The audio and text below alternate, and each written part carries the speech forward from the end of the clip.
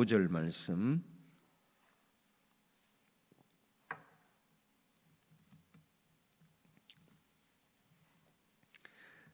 잠언 13장 14절에서 25절 말씀을 우리 합독하겠습니다. 시작.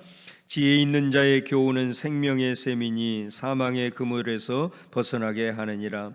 선한 지혜는 은혜를 베푸나 사악한 자의 길은 험하니라.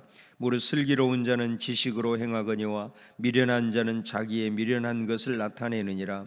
악한 사자는 재앙에 빠져도 충성된 사신은 양약이 되느니라.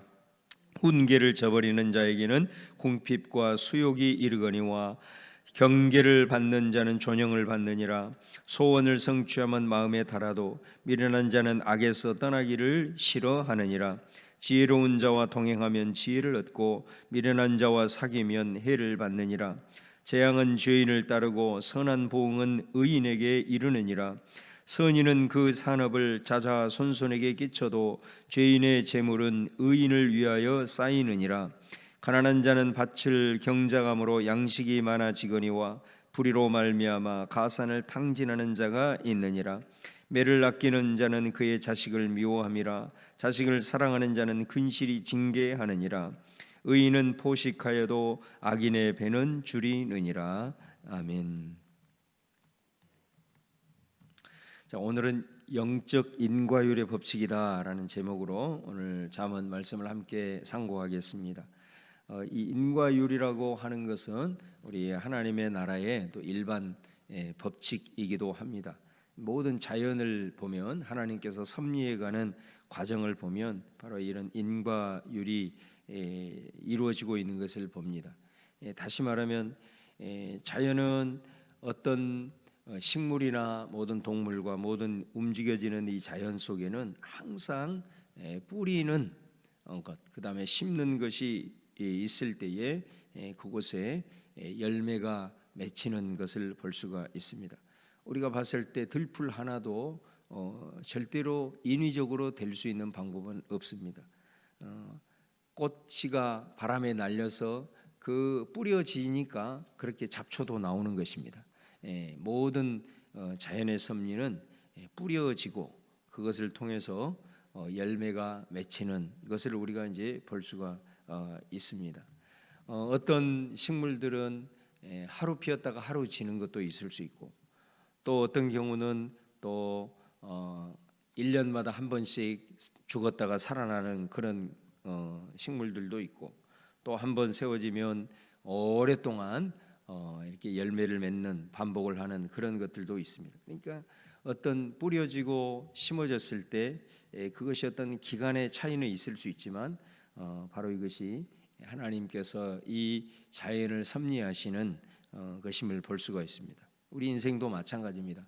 하나님께서 우리에게 베푸시는 값없이 주시는 은혜들이 많이 있지만은 그럼에도 불구하고 이 인과율이라고 하는 우리가 뿌리지 아니하면 거둘 수 없고 반드시 심어야만 거둘 수 있다라고 하는 그 열매 거둠에 대한 것에 하나님의 또한 강력한 은혜가 있다라는 것을 우리가 바라보면서 우리들의 인생에서 얼마나 이 부분이 굉장히 중요한가라는 것을 우리가 항상 깨닫고 살아야 됩니다. 그래서 그리스도인들은 하나님의 은혜를 사모하고 또 하나님의 우리를 향하신 그런 은혜가 있다고 해서 어떤 일이 있더라도 게으르면 안 됩니다. 게으른 것은 악 중의 악이라고 그렇게 말할 수가 있습니다. 항상 그리스도인은 뿌리고 또 심는데 열심을 품어야 하는 것입니다. 자, 오늘 주어진 말씀도 계속해서 이 인과율에 대한 메시지가 구구절절마다 반복이 되어지고 있는 것을 봅니다. 우리가 잠언 6월 말까지 우리가 이 말씀을 읽어 나가면서 이 말씀을 통해서 주시는 하나님의 그 교훈들을 잘 되새김으로 말미암아 참으로 지혜롭고 또 우리 인생을 살아가는 동안 하나님이 원하시는 그런 귀한 형통의 삶이 있기를 바랍니다. 오늘 14절에서 우리 25절까지의 말씀 우리 몇 구절을 함께 상고하고자 하는데 14절 말씀에 보면 지혜 있는 자의 교훈은 생명의 셈이니 사망의 그물에서 벗어나게 하느니라. 지혜 있는 자와 어리석은 자의 모습을 이제 또 대조하고 있습니다. 지혜 있는 자는 생명의 셈이다. 그러나 사망의 그물에서 벗어난다. 그러면 누가 사망의 그물에서 벗어나지 못하는가? 결국은 어리석은 자가 아니겠습니까? 지혜가 없는 자는 사망의 그물에서 벗어나게 한다라는 것입니다. 그럼 여러분 여기서 말하는 생명의 샘과 반대되는 사망의 그물이 무엇을 가리킬까? 우리 인생에 있어서 이것은 우리가 끝까지 포기하지 않으려는 우리 인간의 탐욕, 욕망이라고 할 수가 있습니다. 여러분 이 부분이 얼마나 우리 인간을 참 어리석게 만드는지 모릅니다. 예를 들면 성경에 기록이 되어 있는 대로 삼손이라는 사람을 한번 보십시오. 이 삼손이라는 사람은 정말 성경에서도 특별한 위치에 있는 그런 사람입니다. 성경에서 어떤 사람이 특별한 사람이냐라고 볼 때에 탄생설화가 있는 사람을 보면 됩니다. 탄생, 그 사람이 태어난 그 탄생의 이야기를 가지고 있는 인물은 예수님을 포함해서 성경에 7명밖에 없습니다. 그 7명 중에 한 명이 누구냐면 삼손입니다.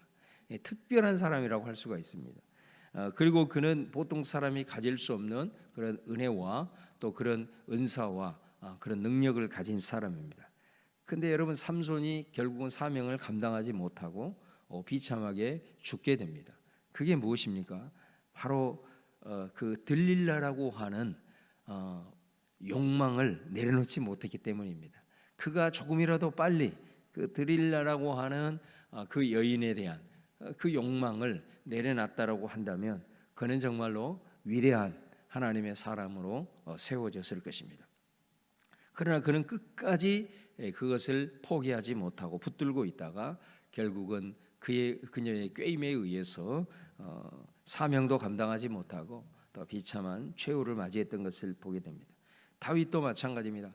다윗도 하나님이 기뻐하시는 참으로 훌륭한 그런 사람이었음에도 불구하고 다윗의 일생에 있어서 이 밧세바라고 하는 그 유혹을 결국은 포기하지 못하고 내려놓지 못함으로 말미암아서 결국은 그의 인생에 있어서 큰 오점을 남겼던 것을 우리가 볼 수 있습니다. 물론 그가 나중에 회복이 되어서 하나님의 사람으로 쓰임을 받았지만 그 유혹과 그 탐욕과 그 욕망을 결국은 꺾지 못함으로 말미암아서 그의 또 자손 대대로 정말로 엄청난 대가를 지불했던 것을 볼 수가 있습니다. 이 삼손과 다윗이 어떤 사람입니까? 성경에서 정말 하나님 앞에 헌신된 사람, 또 하나님 앞에 부름을 받아서 하나님 앞에 귀하게 쓰임 받았던 사람들이라는 거죠. 그런 사람들도 순간순간 인생을 살아가면서 자신이 내려놔야 될 그 욕망을 내려놓지 못함으로 인해서 이런 길을 걸어갔다면 우리 보통 사람들이 어떠하겠는가? 결국은 어리석은 자는 사망의 그물에서 벗어나지 못하는 그런 길을 걸어갈 수가 있다라는 것입니다. 그러므로 항상 내 안에 내 자신을 바라보면서 우리 스스로가 어떻게 보면 이 그물에서 벗어나지 못하고 허우적대는 이런 인생 속에서 누구를 탓하거나 하나님을 원망할 것이 아니고 내 자신의 삶을 정직하게 바라보면서 내가 하나님 앞에 내려놔야 될 것이 뭔가, 내가 하나님 앞에서 포기하지 못하고 있는 것이 무엇인가, 이거를 생각하면서 이것을 내려놓을 수 있는 그런 믿음의 결단이 있어야 됩니다. 19절 말씀해 보시면 후반부에 이런 말씀이 있습니다. 미련한 자는 악에서 떠나기를 싫어하느니라. 욕망을 내려놔야 되는데 이 욕망을 내려놓지 못한다는 겁니다. 이게 미련하다라는 것입니다. 그러면 지혜로운 자는 어떤 사람일까요? 반대겠죠. 결단을 내릴 수 있는 사람입니다. 이 사람이 지혜로운 사람입니다. 그래서 항상 이 미련한 사람은 이 사망의 그물에서 벗어나지 못하는 그 원인이 뭐냐면 항상 삶 자체가, 습관 자체가 우유부단합니다. 뭔가를 결단을 내리지 못하는 게, 이게 일상의 삶에서도 이런 사람은 항상 그저 그런 따라지 인생밖에 될 수가 없어요. 뭔가 이루는 사람은 자신이 결단한 것에 대해서 과감하게 결단을 내리고 용기 있게 선택하며 나아가는 사람이다라는 것입니다. 그래서 경건의 훈련을 하면서 이런 하나님 앞에 자신의 욕망을 내려놓는 과감한 결단을 위해서 이 믿음의 선배들이 선택했던 것이 뭔지 아세요, 여러분? 그게 금식이에요, 금식. 믿음의 선진들은 이 욕망을 내려놓고 하나님 앞에 어떤 결단을 하는 최고의 훈련으로서 선택했던 것이 금식입니다. 우리는 금식을 하나님 앞에 뭔가를 막 하나님 이거 해주세요, 이거 해주세요 이런 것을 위해서 사용하지만 사실은 금식은 그런 의미라기보다는 물론 하나님 앞에서 그렇게 몸부림을 치는 그런 부분들도 있지만 자신을 내려놓고 자신을 하나님 앞에서 다 내려놓는 그 하나님 앞에 최고의 영적인 훈련으로서 금식이 이루어졌던 걸 봅니다. 내 안에 분노가 가득 찼을 때 여러분 하나님 앞에 결단하고 금식해 보십시오. 그 분노는 얼마 지나지 않아서 사라지게 됩니다. 내 안에 끊임없는 어떤 욕망이 일어난다. 그런 느낌이 왔을 때 하나님 앞에 금식을 해보십시오. 그 금식하는 과정에서 그 욕망이 사라지게 됩니다. 여러분, 그러므로 이 믿음의 선진들이 왜 이렇게 순간순간 삶을 살아가면서 어떤 특정한 기간 동안 하는 것이 아니라 금식을 했던가라는 것을 우리는 잘 보게 됩니다. 어찌하든 지혜로운 자는 사망의 그물에서 벗어나는데 악에서 떠나는 그 믿음의 결단이 그에게는 있다라는 것을 우리가 잘 볼 수가 있습니다. 15절 말씀해 보시면 선한 지혜는 은혜를 베푸나 사악한 자의 길은 험하다라는 겁니다. 여기서 지혜는 어떤 것이냐? 은혜를 베푸는 삶이 지혜로운 삶이다라는 것입니다. 여러분, 은혜는 우리가 하나님한테 받는 것이기도 하지만 또 우리가 그 하나님의 받은 은혜를 베풀 수 있어야 되는 거죠. 이게 너무 당연한 사실 그리스도인의 삶인데 은혜라고 하는 것은 값이 없는 것입니다.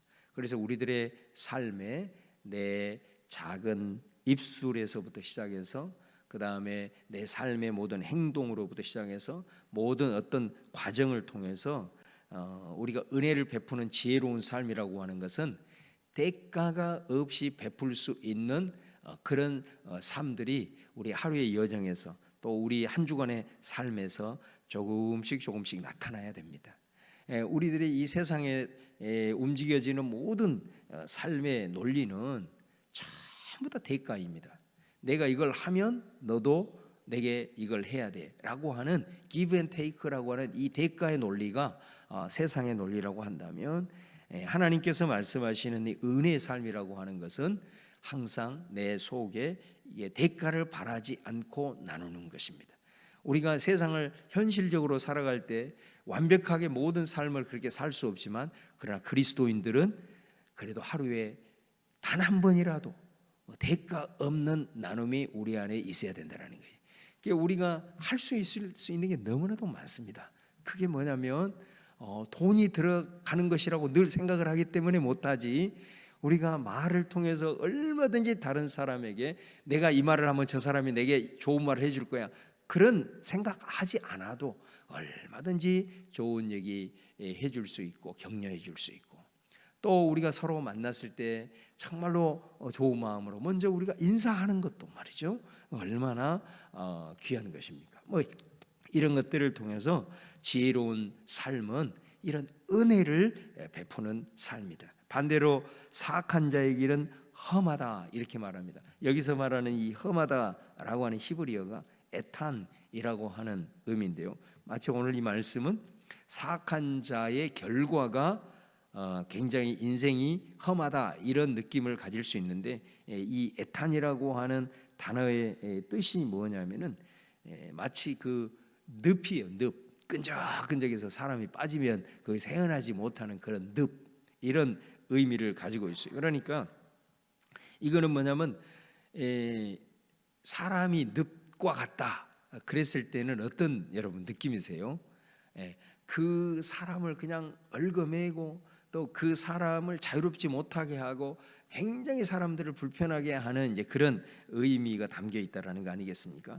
그러니까 이거를 좀 풀어보면 여기서 이 에탄이라고 하는 험하다라고 하는 이 말씀의 의미는 경직되어 있고 거칠고 그 다음에 온유하지 못하는, 그러니까 우리가 사람을 대할 때 지혜롭지 못하는 것은 좀 우리가 넉넉한 마음, 이렇게 사람을 딱 보더라도 인상을 쓰는 것이 아니라 좀 온화한 모습, 이런 모습으로 이렇게 사람을 대해야 되는데 그냥 경직되어 있고 딱딱하고 거칠고 이런 모습이다라는 게, 이게 어리석은 자의 모습이다라는 것입니다. 그것을 비교를 하면서 지혜로운 사람은 이런 은혜를 베푼다. 또 애탄과 반대되는 온유하고 또 넉넉한 마음으로 미소로서 반겨주고, 이런 어떤 삶이 우리들에게 대가를 바라지 않고 베풀 수 있는 은혜의 삶이다라는 것을 잠언은 우리에게 교훈을 하고 있습니다. 17절 말씀을 보시면 또 지혜로운 자와 어리석은 자를 이 악한 사자와 충성된 사신으로 비교를 하고 있습니다. 여기서 사자 또 사신, 이 말은 주인을 모시고 있는 일꾼이라는 의미입니다. 악한 사자는 재앙에 빠져도 충성된 사자는 양약이 된다, 이렇게 말씀하죠. 여기에서 충성된 사자, 충성된 사자는 어떤 사람들이겠습니까? 주인의 뜻을 잘 파악하는 사람입니다. 우리가 하나님을 주인으로 모신다, 그러면 뭐예요? 하나님의 뜻을 파악하는 사람. 내가 직장에 들어가서 일을 한다, 그러면 그 직장의 상관이나 직장의 또 사장이나 이런 사람들의 스타일을 빨리 파악을 하는 사람이 지혜로워요. 그 사람이 항상 사랑을 받고 모든 일들을 잘하는 거예요. 그러나 악한 사자는 어떤 사람이 재앙에 빠진다. 이 말은 무슨 말이냐면은 이 속에는 악하다라는 것은 자신의 어떤 이기적인 욕망, 또 자신의 어떤 안일함, 이런 것들로 일을 한다는 거죠. 그러나 그것은 결국은 재앙에 빠진다라는 말이 무슨 말이겠어요? 아무리 둘러댄다 한들 결국은 다 드러나게 된다라는 의미예요. 그리고 자신이 행한 대가를 받게 된다라는 의미의 말씀입니다. 그래서 우리가 모든 관계 속에서 이루어지는 일들을 행하며 나아갈 때 충성된 사자는 양약이 된다, 또 그 주인에게 있어서 얼음 냉수와 같다, 이런 표현을 우리가 성경에는 종종 하게 되는데, 우리의 모든 삶의 여정에서 또 관계 속에서 이루어지는 모습 속에서 이런 충성된 사신의 그런 모습이 지혜로운 자의 모습이라는 것을 우리에게 잘 말씀을 하고 있습니다. 마지막으로 23절 말씀을 우리 한 구절 더 보면요, 23절에 보면 가난한 자는 밭을 경작함으로 양식이 많아지거니와 불의로 말미암아 가산을 탕진하는 자가 있느니라, 이런 말씀을 하고 있습니다. 여기에서 가난한 자는 밭을 경작함으로 양식이 많아진다. 그러니까 이 가난한 자가 이렇게 양식이 많아질 수 있었다라는 것은 무엇이 빠져 있는 거예요? 이 지금 말씀 속에 부지런함이 빠져 있는 거죠. 부지런함, 그죠? 그러니까 가난한 자가 양식이 많아지기 위해서는 어떻게 해야 되는 거예요? 열심히 해야 되는 거예요. 열심히 최선을 다해야 되는 거예요. 자, 우리가 이런 경우가 있습니다. 이 말씀을 비추어 생각을 해볼 때 열심히 일을 해도 이렇게 양식이 많아지지 않고 여전히 가난하게 살아갈 수도 있습니다. 반드시 우리가 열심히 일을 한다고 해서 반드시 부자가 되는 것은 아닙니다. 그러나 여러분 기억을 하십시오. 그 사람이 왜 그러면 열심히 일을 해도 이렇게 세상에서 얘기하는 그런 큰 부자가 될 수 없느냐? 그 사람은 아직 기회를 만나지 못해서 그렇습니다. 그러나 여러분, 오늘 잠언 말씀이 약속을 하신 거잖아요.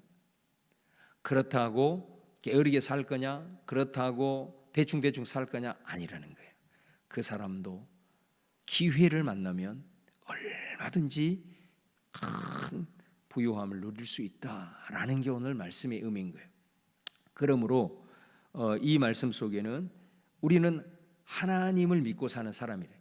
우리가 좀 부족하고 연약하고 좀 가난하지만, 그러나 우리가 그 상황 속에서 게으르고 나태하고 그냥 나는 내 인생이 이러니까 이렇게 하는 것이 아니라 내 삶에서 최선을 다하고 부지런하고 이러면서 나아갈 때는 그에게도 하나님께서 언젠가는 기회를 주신다는 거예요. 그 약속을 하는 거예요. 그랬을 때는 그도 양식이 많아진다.